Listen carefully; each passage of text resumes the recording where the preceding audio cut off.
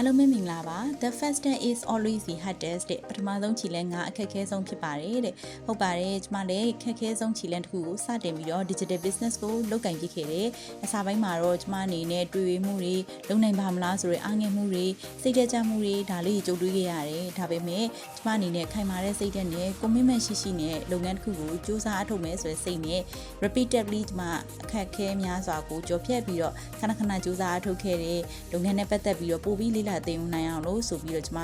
ဒီ training တွေလေ့လာခဲ့တဲ့ step by step video based training လေးတွေကလည်းအများကြီးထောက်ကူပြုပါတယ်ပြီးရင်လုပ်ငန်းနဲ့ပတ်သက်ပြီးအမြဲ update တွေသိဖို့အတွက် regular mastermind တွေကိုလည်းကျမမပြတ်မကွက်တက်ရောက်ခဲ့တယ်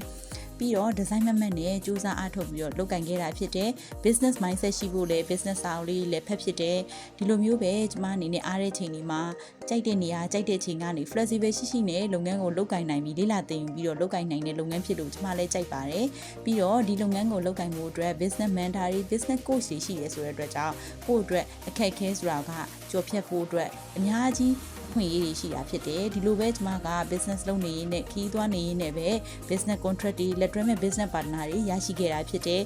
ကျမကအမြဲတမ်းမမေ့တာတော့ကျမရဲ့ big wine မှာကျမအမြဲစိတ်တကြနေချိန်မှာ big wine ကိုလည်းမမေ့ပါနဲ့လို့လည်းပြောချင်ပါတယ် if I can do it you can do it too ပါကျမရဲ့ business page မှာလည်းဝင်ရောက်လေ့လာနိုင်ပါတယ်ရှင်